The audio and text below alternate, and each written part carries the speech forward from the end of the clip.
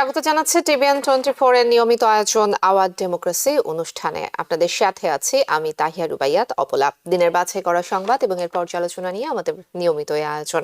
আজকে আমার সাথে সংবাদ এবং আলোচনার জন্য অনলাইনে যুক্ত রয়েছেন school of science and allied হেলথের professor doctor Mohsin U Patwari, এবং আমার সাথে আরো যুক্ত আছেন ইউনিভার্সিটি অফ নিউ অরলিন্স থেকে ডক্টর কবির হাসান। দুজন অতিথিকেই স্বাগত জানাচ্ছি। দুজন অতিথির সঙ্গে আমাদের আলোচনা চলবে, তবে তার আগে যেটি বলছিলাম যে আজকের দিনের বাছাই করা সংবাদগুলোর একাংশ আমি দর্শকদেরকে জানিয়ে আসতে চাই। 2026 সালের মিড টার্ম নির্বাচনের আগে ভোট এলাকা পুনর্বিন্যাস নিয়ে রাজনৈতিক লড়াই তীব্র হয়ে উঠেছে। রিপাবলিকান এবং ডেমোক্র্যাট উভয় দলই নিজেদের সুবিধা মতো কংগ্রেসের আসন বাড়াতে মানচিত্র নতুন করে আঁকার চেষ্টা করছেন। সাধারণত প্রতি 10 বছর পর আদমশুমারি অনুযায়ী এলাকা পুনর্বিন্যাস হয়, তবে এবার অনেক স্টেট মাঝপথেই এই প্রক্রিয়ায় নামছে। টেক্সাসের রিপাবলিকানরা 5টি অতিরিক্ত আসন পেতে বিশেষ অধিবেশনে নতুন মানচিত্র প্রস্তাব করেছে, যা বাস্তবায়িত হলে 38টির মধ্যে 30টি আসন তাদের নিয়ন্ত্রণে যাবে। ডেমোক্রেটরা বিরোধিতা করে স্টেটের বাইরে চলে গিয়ে কোরাম ভেঙে দিয়েছে, আর গভর্নর গ্রেগ অ্যাবট তাদের গ্রেপ্তারের হুমকি দিয়েছেন। ক্যালিফোর্নিয়ার গভর্নর গ্যাভিন নিউসামও বলেছেন টেক্সাস এগোলে তিনিও মানচিত্র বদলাবেন, যাতে ডেমোক্রেটরা আরও 5টি আসন পেতে পারে।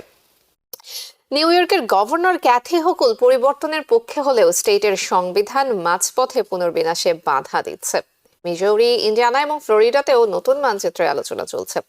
এদিকে সুপ্রিম কোর্টে লুইজিয়ানার মানচিত্র নিয়ে গুরুত্বপূর্ণ মামলা বিচারাধীন, যেখানে জাতিগত ভিত্তিতে ভোট এলাকা তৈরির সাংবিধানিক বৈধতা নির্ধারিত হবে।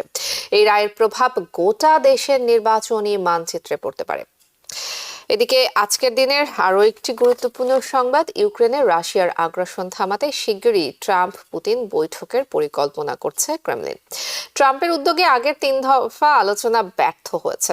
রাশিয়া শর্ত দিয়েছে দখলকৃত 5টি অঞ্চলকে স্বীকৃতি, ইউক্রেনের নিরস্ত্রীকরণ, নিরপেক্ষতা এবং বিদেশি সেনা প্রত্যাহার। পুতিনের দাবি এই শর্ত অপরিবর্তিত।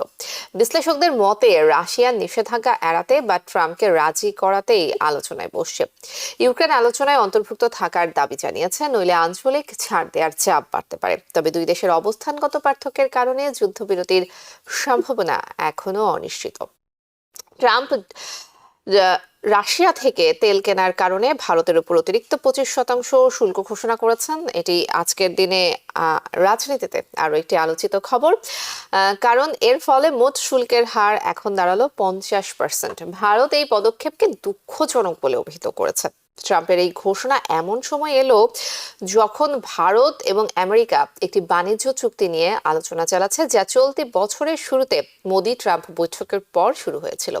মোদি এবং ট্রাম্পের ব্যক্তিগত সম্পর্ক উষ্ণ হলেও সাম্প্রতিক ঘটনা প্রবাহে দুই দেশের সম্পর্ক কিছুটা টানাপোড়েনে রয়েছে।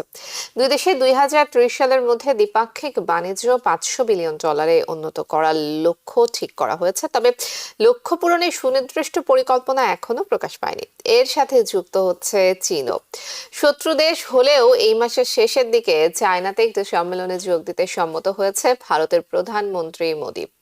রাশিয়ার পুতিনও সেখানে যোগ দিতে পারেন, অর্থাৎ আগের চেনা শত্রু চায়না রাশিয়ার সাথে এবার যোগ দিতে পারে বন্ধু দেশ ভারতও। সব মিলে আন্তর্জাতিক পররাষ্ট্র নীতিতে নতুন মেরুকরণ হতে পারে বলেও অনেকেই আশঙ্কা করছেন। এই বিষয়গুলো নিয়ে আজকে আলোচনা করতে চাই। আমাদের অতিথিরা আমাদের সঙ্গে রয়েছেন।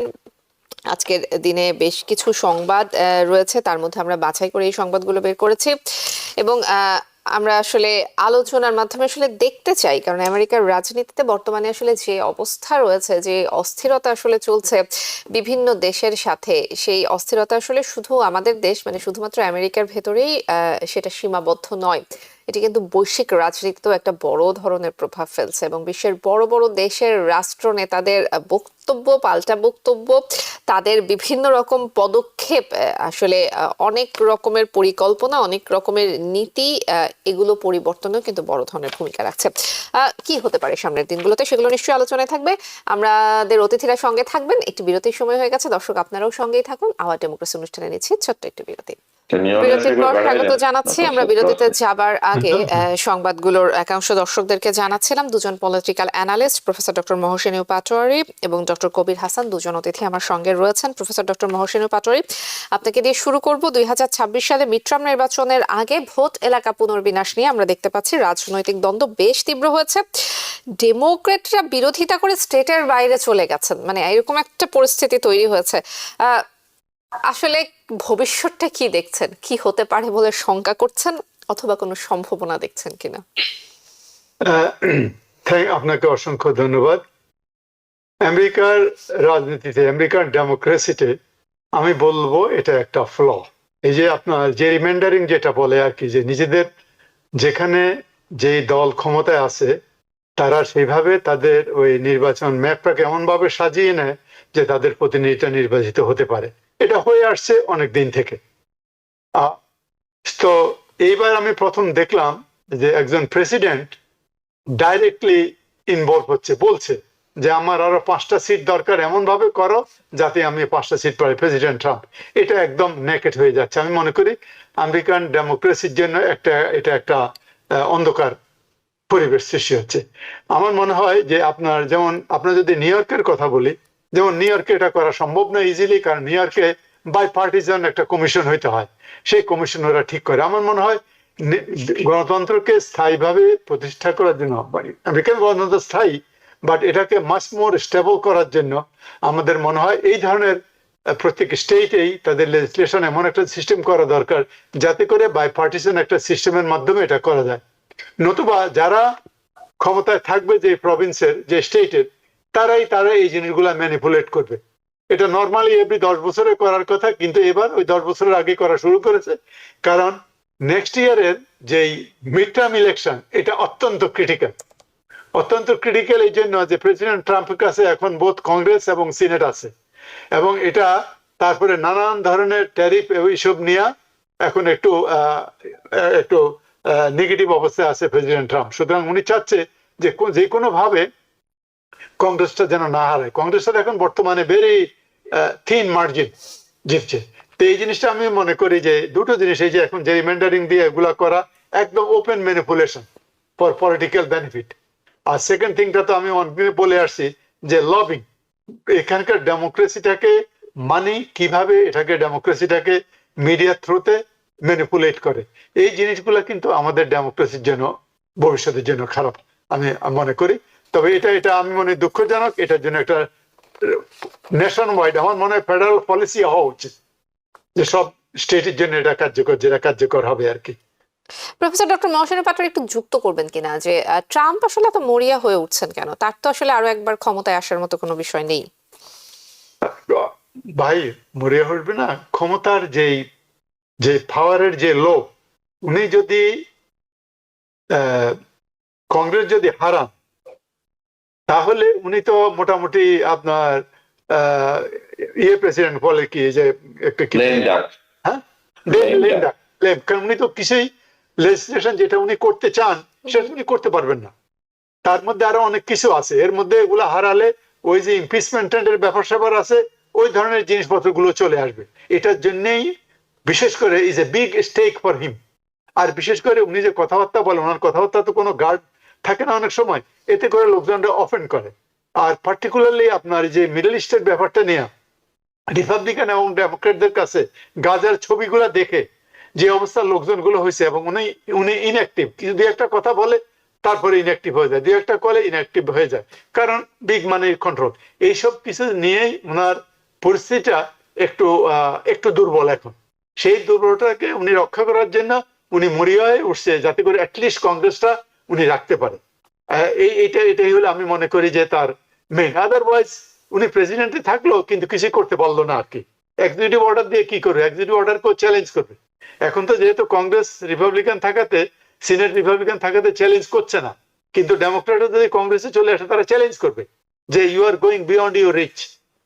এইসব কারণেই উনি এবার সাংঘাতিক ভাবে এটার উপর পড়ে আসছে এবং ওপেন হয়ে যাচ্ছে আর কি। আমি বললাম না শুরুতেই যে আমি এর আগে দেখিনি কোনো প্রেসিডেন্ট ডাইরেক্টলি বলছে এখানে আমার 5টা সিটের দরকার, যেভাবে যে রিমাইন্ডারিং করা দরকার ওইভাবে তোমরা কর। জি, ডক্টর কবির হাসান, আপনার পর্যালোচনা শুনবো।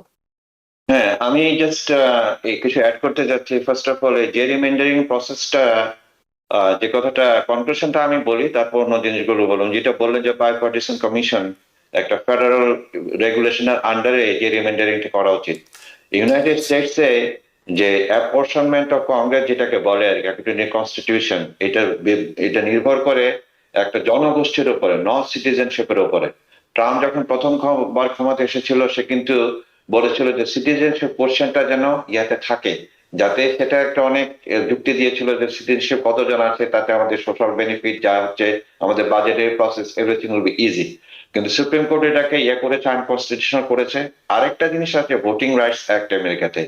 ভোটিং রাইটস যে কথাটা বল যে রেশিয়াল এবং এথনিক মাইনরিটি এমন ভাবে ডিস্ট্রিক্ট রিড্র করা যাবে না যাতে ওরা ডিসঅ্যাডভান্টেজে থাকে। তো দুটো টার্ম আসলে ইউজ করে জেরিমেন্ডারিং, একটা বলে প্যাকিং আর একটা বলে ডাইভার্টিং। প্যাকিং মানে এইটা এমন ভাবে ড্র করা কংগ্রেশনাল ডিস্ট্রিক্ট গুলো যাতে দলগুলো, অপোজিশন পার্টিগুলো একটা সার্টেন এরিয়াতে ওরা সীমাবদ্ধ থাকে।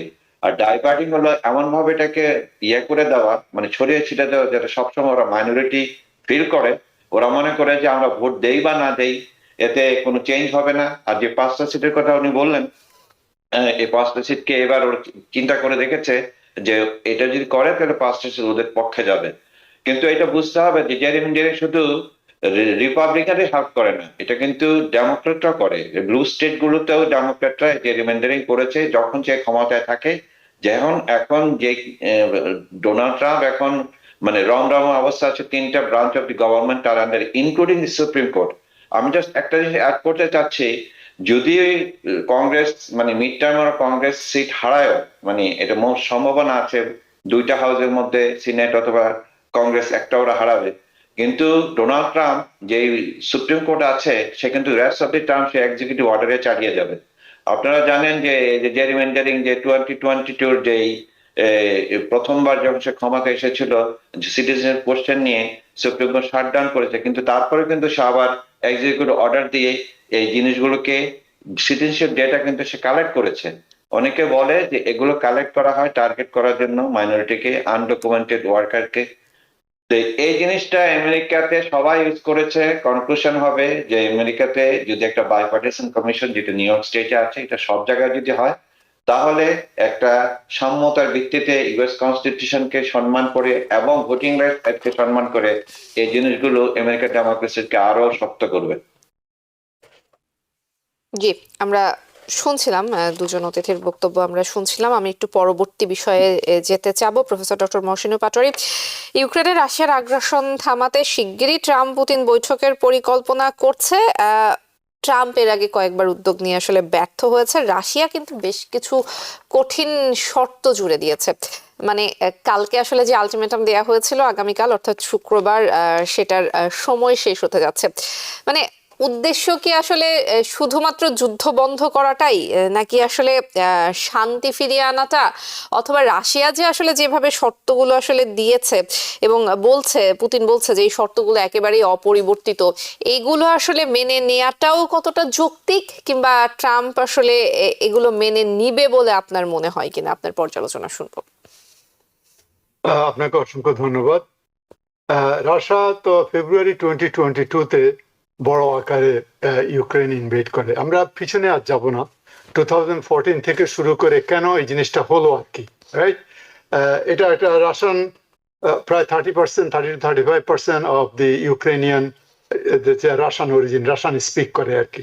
তো ইউক্রেনের সাথে তাদের ভালো একটা সম্পর্ক ছিল, গভর্নমেন্ট ছিল প্রো রাশিয়ান, কিন্তু ওখানে কু করে অনেক অনেক কিছু, আমি ওটা বলবো না কারা, কনস্পিরেসি বা হোয়াট এভার করে এটাকে চেঞ্জ করা হয়েছে। চেঞ্জ করে তখন কথা উঠেছিল 2008 থেকে যে ওরা নেটোতে যাবে। এতে করে রাশিয়া খেপে গেছে যে তার দ্বার প্রান্তে একটা নেটো, একটা অ্যালায়েন্স থাকবে, এটা তারা কোনোভাবেই কম্প্রোমাইজ করতে পারেনি। এবং এর জেদ ধরেই যখন জেলেনস্কিকে জিতিয়ে আনা হলো, তখন জেলেনস্কিও ওয়াজ লবিং টু ওটাকে ইউরোপিয়ান ইউনিয়নে যোগ দেওয়া বা নেটোতে যোগ দেওয়ার কথা চিন্তা ভাবনা করতেছিল এবং বলতেছিল। এতে করে রাশিয়া বলছে যে it is point of no রিটার্নের মতো চলে গেছে আর কি। সুতরাং তারা এটার জন্য লেগে গেছে। এবং তাদের, আমরা যদি ভাবি, চিন্তা করি, আমাদের ওই যে প্রেসিডেন্ট কেনেডির সময় যে কিউবান যে ক্রাইসিস হয়েছিল, সেই কাশ্মীর যদি আমরা চিন্তা করি, কেউ এইসব বড় দেশগুলা কেউ চায় না তার বর্ডারের কাছে ওখানে বিদেশি একটা মিসাইল, হোস্টাইল মিসাইল থাকুক। এটা যখন আমাদের জন্য যেরকম, রাশিয়ার জন্য সেরকম, চায়নার জন্য সেরকম। এখানে ডাবল স্ট্যান্ডার্ডের কিছু নাই। যদি বলেন যে হ্যাঁ ইউক্রেন একটা স্বাধীন দেশ, তারা আসতে পারে, হ্যাঁ দ্যাট ইজ এ লজিক, তারা নেটো যেতে পারে, যে কোনো জায়গায় যেতে পারে, কিন্তু গ্লোবাল জিও পলিটিক্সে ওখানে ইনসাফ বলে কিছু নাই। ওখানে হলে ইনফ্লুয়েন্সের ব্যাপার। সেই ইনফ্লুয়েন্সে যে তারা এটা যেহেতু এই পর্যায়ে চলে গেছে, তখন ইট হ্যাজ বিকাম, বাইডেনের সময় আমেরিকা এবং রাশিয়ার যুদ্ধ, সাটল যুদ্ধ, ফ্রন্ট না, এই যুদ্ধতে ইউক্রেনবাসী হাজার হাজার, hundreds of thousand Ukrainian and Russian মারা গেছে। এখন রাশিয়া যেটা করছে, প্রেসিডেন্ট ট্রাম্প ওভার কনফিডেন্ট ছিল যে তার সাথে প্রেসিডেন্ট পুতিনের একটা ভালো সম্পর্ক আছে। আপনারা জানেন 24 আওয়ার্সের মধ্যে বা 48 আওয়ার্সের মধ্যে উনি যুদ্ধ বন্ধ করবেন।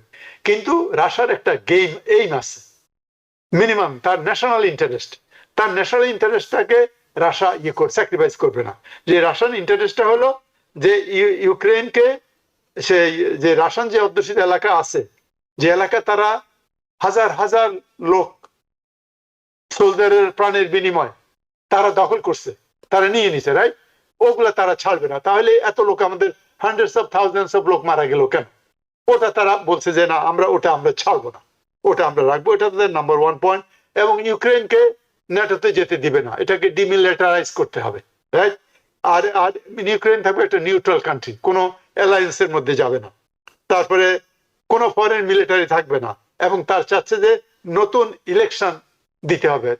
উনি পুতিন জেলেনস্কিকে পছন্দ করে না, সে তো ওভার আছে, এখন তার টার্ম শেষ হয়ে গেছে।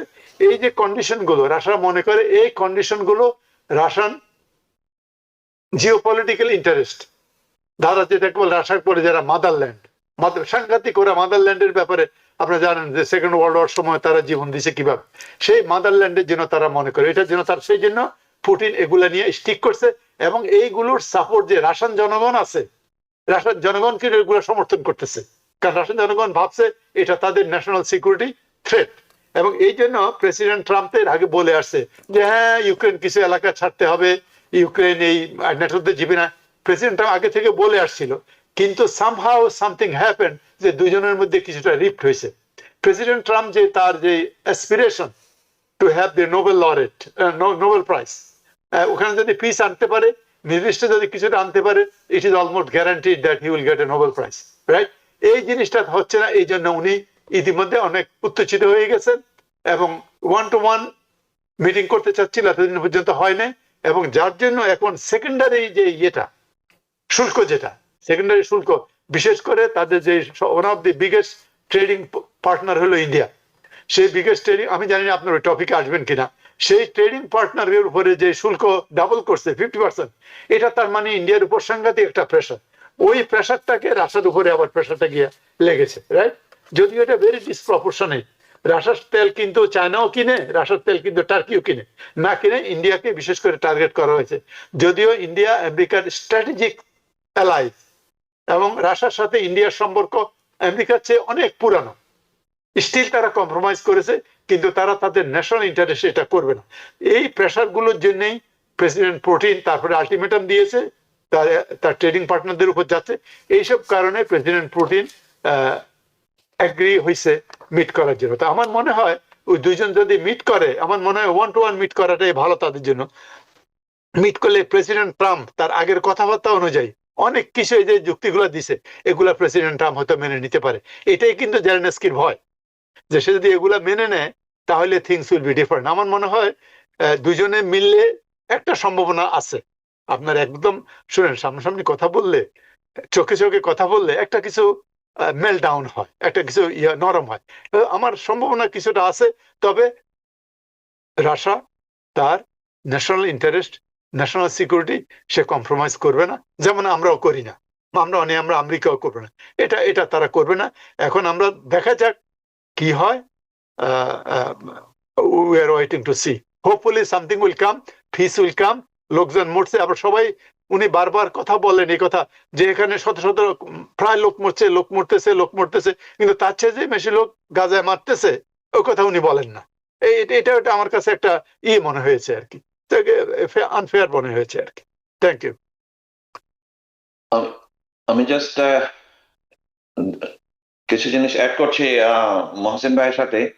আহ, যে কথাটা উনি সুন্দর করে গুছিয়ে বলেছেন, রাশিয়া তার ন্যাশনাল ইন্টারেস্ট ছাড়বে না, কিন্তু 2022 ফেব্রুয়ারি যখন রাশিয়া ইনভেড করে ইউক্রেনকে, এটা কিন্তু প্রিটেক্সট একটু দেখতে হবে। আমি হিস্ট্রির অনেক পুরনো যাচ্ছি না। যখন 1990-তে যে ওয়ারশো জোট মানে করে ভেঙে দেয়, তখন তাদের মধ্যে কিছু লিখিত এবং মৌখিক চুক্তি ছিল, মিনস্ক 1 মিনস্ক 2-তে, and one of this thing ছিল যে ন্যাটোকে ওরা এক্সপান্ড করবে না ইস্টওয়ার্ড।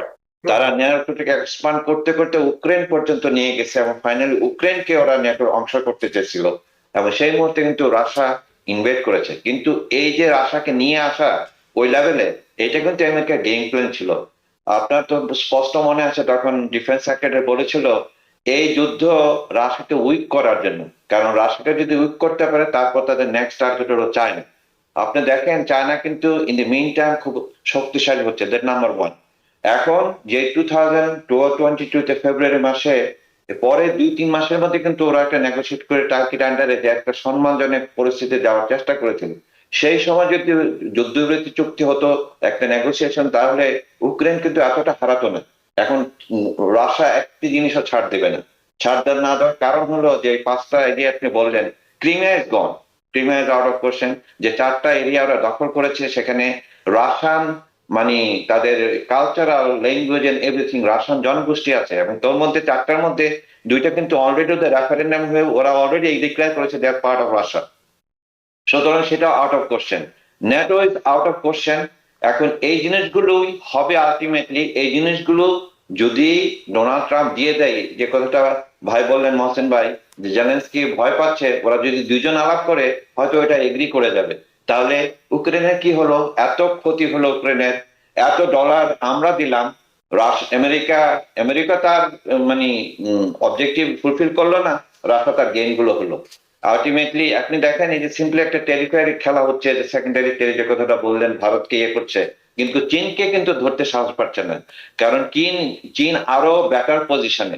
ভারতের বড় হইলো, ভারতের মার্কেট বড় হইলো, ভারতের যেই এক্সপোর্ট আইটেম গুলো যে আমেরিকান মার্কেটে ভারতের অর্থনীতির জন্য খুব বেশি দরকার, চীনের জন্য খুব বেশি দরকার না। কারণ চীনের American market only 15-16% export, rest of the ওয়ার্ল্ডে কিন্তু চীনের মার্কেট আছে। ভারতের মার্কেট কিন্তু আমেরিকাতে অনেক বেশি, এই জন্য ভারতের অনেক বেশি ক্ষতি হওয়ার সম্ভাবনা আছে। এই জন্য দেখেন নরেন্দ্র মোদী কিন্তু চীনের সাথে হাত মিলাচ্ছে, কারণ সে বুঝতে পারছে যদি হয় তাহলে তার অর্থনৈতিক ক্ষতি হবে এবং তার মানে ডোমেস্টিক বেসও কিন্তু সাংঘাতিকভাবে এফেক্টেড হবে। কারণ 50% শুধুমাত্র রিসিপ্রোকাল ট্যারিফ, তার আগে অ্যাড করতে হবে অন্যান্য ট্যারিফ গুলো যেটা অলরেডি এক্সিস্ট করছে। এইভাবে তো কোনো বিজনেস বেঁচে থাকতে পারে না। আপনার হয়তো এটা নিয়ে আলাপ হবে যে ট্যারিফের কারণে অনেক মানে যারা গার্মেন্টস ইন্ডাস্ট্রি রিলিকোড করার চেষ্টা করছে, কারণ ওখানে থেকে ওরা ব্যবসা করতে পারবে না। জি, কিন্তু doctor Kabir Hasan, professor doctor Mohsin Patwari তো সম্ভাবনার কথা বললেন, তিনি আসলে কিছুটা আশাবাদী, কিন্তু ট্রাম্প যে বারবার রাশিয়ার সঙ্গে চেষ্টা করেও মানে ব্যর্থ হওয়া, কূটনৈতিক আলোচনার যে ধারাবাহিকতা সেটা ঠিকভাবে ধরে রাখতে না পারা, পাল্টাপাল্টি এক ধরনের দুই দেশের মধ্যে এক ধরনের উত্তপ্ত বাক্য বিনিময়, এবং সেই সাথে রাশিয়ার যে আসলে শর্তগুলো, এই সব কিছু মিলে আপনিও কি আসলে আশার আলো দেখেন? আমি আশার আলো দেখি না সেন্স সে যুদ্ধ বন্ধ করতে চায়, আমি এটাও বিশ্বাস করি রক্তপাত চায় না, যদি তার দ্বৈততা আছে গাজা নিয়ে, কিন্তু সে কিন্তু এটা উইন করতে পারবে না আনলিস সে মানে মিট দি রাশিয়ান ডিমান্ড। এবং একটা ওই ভাষানি রাশিয়া যুদ্ধবিরতি যাবে অথবা পারমানেন্ট সলিউশন দেবে, যে 5টা জিনিস আপনি উল্লেখ করলেন, টেরিটোরিয়াল যে গেইন হয়েছে ওটা ছাড়বে না, ক্রিমিয়া ছাড়বে না, ডিমিলিটারাইজেশন, ন্যাটোর মেম্বার হতে পারবে না, এই জিনিসগুলো বোধহয় পুতিন আদায় করে নিবে। আরেকটা জিনিস মনে রাখতে হবে, ট্রাম্প তো পলিটিশিয়ান না, হি ইজ এ ট্রান্সাকশনাল প্রেসিডেন্ট। এই এখন কি বললো কালকে বললো, তার মধ্যে আগা মাথা নাই, কোনো কানেকশন নাই, মানে ফিল্ম যেগুলো কথা বলে একবার টেরিফ করে আর একবার টেরিফ নিয়ে যায়, তো তার কথাকে লোকজন খুব একটা করে না। কিন্তু কেজিবি মানে Putin former KGB agent, is very well train, very plan, এবং তার কাছে কিন্তু গুটি আস্তে আস্তে আগাচ্ছে। আপনি দেখেন যে মাঝখানে এত বিলিয়ন ডলার দিয়েও কিন্তু পুতিনকে করতে পারেনি, কিন্তু আস্তে আস্তে রেজিস্ট করে কিন্তু তার টেরিটোরিয়াল ইন্টিগ্রিটি। এবং একটা হিসাবে আমি দেখলাম আজকে মানে গুগলে সার্চ করে যে রোড আইল্যান্ড মাঠের জায়গা ওরা দখল করেছে 4টা জায়গা দিয়ে ইস্টার্ন ইউক্রেনিয়ান, এগুলো ছাড়বে না, এগুলো ইজ গন কেস। আর এই ও জেলেনস্কি মানে হি ইজ এ ক্লাউন, মানে অ্যাগেইন আপনি বলতে পারেন যে সে হয়তো ইউক্রেনের কাছেও যে সমস্ত টাকা পয়সা যাচ্ছে, যে বিলিয়ন্স অফ ডলার, অধিকাংশ করাপশনের মাধ্যমে অন্য জায়গায় স্যাপন হয়ে যাচ্ছে। নট নেসেসারিলি যে সবকিছুই যারা যুদ্ধে বা ইউক্রেনের কাজে লাগাচ্ছে।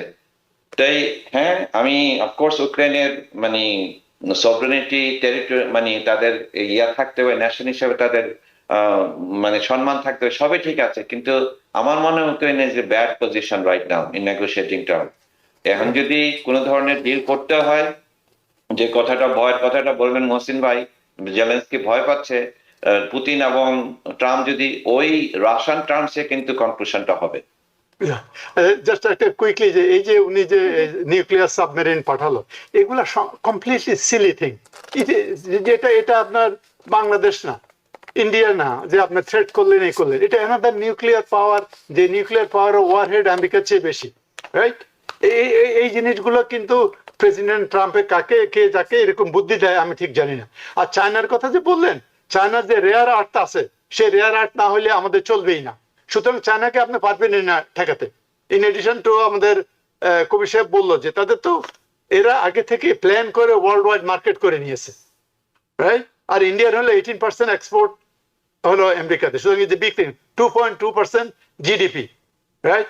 এই 25% ট্যারিফের জন্য তার জিডিপি কমে যাবে 0.2 to 0.4%। এবং এই যে এটা developing country, it is not a developed country, right? খামাখা চায়নার সাথে তার সম্পর্ক খারাপ, খামাখা কি চায়নার সাথে হাত মিলাচ্ছে? আমি দেখতেছি যে গ্লোবাল জিওপলিটিক্যাল, ইন্ডিয়ান লোকেরা এখন বুঝতে পারছে global geopolitical, say 1.2 billion in China, 1.4 billion in India, Russia, এইভাবে যে আপনার ওই যে ব্রিক্স, এটা যদি যেভাবে হয় এটা সম্পূর্ণ পোলারাইজড করে ফেলবে ওয়ার্ল্ডকে, এবং আমরা আইসোলেটেড হয়ে যাব আমেরিকা। আমার মনে হয় আমাদের পলিটিশিয়ানরা আরো ভালোভাবে চিন্তা করা উচিত। এই populous 2 country plus 2 big power now, China. I would say China is the second biggest power, I would say, even from Russia. কারণ চায়নার নিউক্লিয়ার আছে, চায়নার জনগণ আছে, চায়নার ইকোনমি আছে, রাইট? রাশিয়ার জনগণ নাই, চায়নার ওতে নিউক্লিয়ার আছে। এটা রাফলি বলতেছি আর কি, নাই মানে না মানে বল। সুতরাং এটা একটা জিওপলিটিক্যালি আমরা কিন্তু কর্নার হয়ে যাব। তারপরে আমরা ওপেন করেছি আমাদের ইউরোপিয়ান ফ্রেন্ডদেরকে আমরা ওপেন করে রাখছি, রাইট? সবকিছু মিলে ওখান থেকে আমরা উইথড্র করতে যাচ্ছি, উইথড্র করে আমাদের সেই এনার্জিটা আমরা খরচ করতে চাই প্যাসিফিকে, চায়নাকে কন্টেইন করার জন্য, রাইট? সো এই যে পলিটিক্যাল ইয়েটা সিনারিও, এই পলিটিক্যাল সিনারিওতে ইন্ডিয়াকে যদি আমরা হাতে রাখতে না পারি, তাহলে কিন্তু আমরা মোটামুটি কর্নার হয়ে যাব। তারপরে প্যালেস্টিনিয়ান ইস্যুতে তো দেখলেন ফ্রান্স, ব্রিটেন, কানাডা, অস্ট্রেলিয়ানরা তো আগে থেকে আছে। এই যে জিনিসগুলো যে আস্তে আস্তে ডিসোসিয়েট হয়ে যাচ্ছে, হ্যাঁ, এই ফরেন পলিসিতে, জিওপলিটিক্সে আমাদের মনে আরো চিন্তা ভাবনা করে আমাদের সিদ্ধান্ত নেওয়া উচিত। কিন্তু প্রফেসর ডক্টর মহসিনুর পাটোয়ারি, মানে আমেরিকার সাথে ভারতের তো একটা খুব ভালো সম্পর্ক ছিল, এবং মোদি এবং ট্রাম্প হচ্ছে একে অপরকে বন্ধু বলতো কিছুদিন আগ পর্যন্ত। এখন আসলে বর্তমানে যে পরিস্থিতি তৈরি হয়েছে, এটি আসলে খুব দীর্ঘমেয়াদে আমেরিকা এবং ভারতের সম্পর্কের উপর কোনো প্রভাব ফেলবে কিনা, নাকি কূটনীতিতে আসলে এরকম তো চলতেই থাকে? কূটনীতিতে এমন কোনো কথা নাই। আমার মনে হয় রাজনীতিতে পার্মানেন্ট শত্রু এবং পার্মানেন্ট মিত্র বলে কিছু নাই, এটা সব স্ট্র্যাটেজিক। এখন এই পর্যায়ে রাশিয়াকে টেবিলে আনার জন্য একটা সেকেন্ডারি ট্যারিফ দিয়া তাকে প্রেসার দেওয়া হয়েছে। এতে করে কিন্তু দেখেন ইন্ডিয়ান পপুলেশনের কাছে কিন্তু একটা সাংঘাতিক নেগেটিভ ইয়ে হয়েছিল যখন তাদের ট্রেড নেগোসিয়েশন চলছে। তারা তারপরে F-35 প্লেন কিনা, হ্যাঁ, আমেরিকার তো কথা হলো যে তুমি আমার সাথে ট্রেড করবে, ট্রেড ডিসব্যালেন্স আছে, আমার কাছ থেকে জিনিস কিনো অথবা আমার এখানে ইনভেস্ট করো, রাইট? এই জিনিসগুলোতে হ্যাঁ কোনো এক সময় আমার মনে হয় এটা ইয়ে হবে। এবং এটা আরেকটা জিনিস কি জানেন, সাটেল লয়েতে আমি বলি, আপনি দেখছেন ইন্ডিয়ান এই যে ফরচুন 500 কোম্পানিগুলোতে কতগুলো ইন্ডিয়ান অরিজিন লোক সিইও হয়ে যাচ্ছে, উপরের দিকে উঠে আসছে, ইন্ডিয়ান ছেলেপেলেগুলা, Indian engineer, doctors and other উপরে হয়ে আসছে। এটাকে আপনি মনে করেন আমাদের ওনারা কি পছন্দ করে? I don't think so. It's a subtle way to raise. They are worried about it, এবং they are thinking about that whether these people will take over the economy and also technology and other thing. এটা তো একটা ওই particular গ্রুপটা, বিশেষ করে president ট্রাম্পের যে সাপোর্টার আছে ওদের মধ্যে তো এটা একটা জিনিস আছে। তবে জিওপলিটিক্যাল সিস্টেমে আমি শেষ করি, কবি সাহেব কিছু বলতে চাচ্ছে, তারও দেওয়া উচিত। এটা আমার মনে হয় কোনো এক সময় সেটেল করবে আর কি, ডিপ্লোম্যাটিক ওয়েতে এটা এক জায়গায় এসে পৌঁছবে। তবে এটা এখন আমরা বাংলাদেশ হিসাবে এই জন্য আমরা অ্যাডভান্টেজিয়াস পজিশনে আসি, যদি ওই আলোচনা আসে সেটা করব। কিন্তু কবির ডক্টর সাহেব- কবির হাসান, আপনার পর্যালোচনা শুনবো, সেই সাথে একটু যুক্ত করবেন কিনা এই যে ট্রাম্প যে সবসময় একটা চাপের মধ্যে রাখার চেষ্টা করে, পলিটিক্সে কিংবা কূটনীতিতে হয়তো এরকম আপ ডাউন হয়, কিন্তু বন্ধু রাষ্ট্র বলতে আসলে আমরা যেটা বুঝি সেই জায়গাটা মনে হয় খুব একটা শক্ত হচ্ছে না। কানাডা, মেক্সিকো, চীন কিংবা হচ্ছে ভারত, যেটাই বলি না কেন, কিংবা রাশিয়ার সাথেও আমরা কিছুদিন আগে দেখেছিলাম আমেরিকার বেশ ভালোই বন্ধুত্ব, সেই জায়গাটাও হঠাৎ করে নড়বড়ে হয়ে গেছে। তো সবকিছু মিলে আসলে আপনার কাছে কি আসলে কি মনে হচ্ছে, দীর্ঘমেয়াদে কি এটি আমাদের কূটনীতিতে কোনো প্রভাব ফেলবে কিনা, নাকি আসলে ট্রাম্প রাষ্ট্রনায়ক হিসেবে এমনই সব দেশ এটা মেনে নিয়ে ট্রাম্পকে আসলে ট্রাম্প হিসেবে তারা ট্রিট করবে, আমেরিকা হিসেবে না? আপনার কাছে কি মনে হয়? হ্যাঁ, আপনি যে কথাটা বললেন সুন্দর করে, ওকে ওরা ট্রাম্প হিসেবে ট্রিট করবে, কারণ ট্রাম্পের কাছে বন্ধু শত্রু বলে কিছু নেই। যারা এক সময় ট্রাম্পের নিজের বন্ধু ছিল, আপনি বলেন স্টিভ ব্যানন প্রথম টার্মে, তারপরে এই কিছুদিন অ্যালন মাস্ক, তারা আবার শত্রুতে পরিণত হয়েছে। আর যখন ইন্টারন্যাশনাল পলিটিক্স আসে তখন পারমানেন্ট শত্রু মিত্র বলে কোনো কিছু নেই। এক সময় আমরা ভিয়েতনামকে অনেক আঘাত করেছি, যুদ্ধ হয়েছে, এখন Vietnam is one of the best friend of United states. আপনি জানেন যে এই ট্রেড ট্যারিফ যে নেগোসিয়েশনে ভিয়েতনাম কিন্তু অনেক আগে 20% ওরা ট্রাম্পের থেকে আদায় করে নিয়ে গেছে।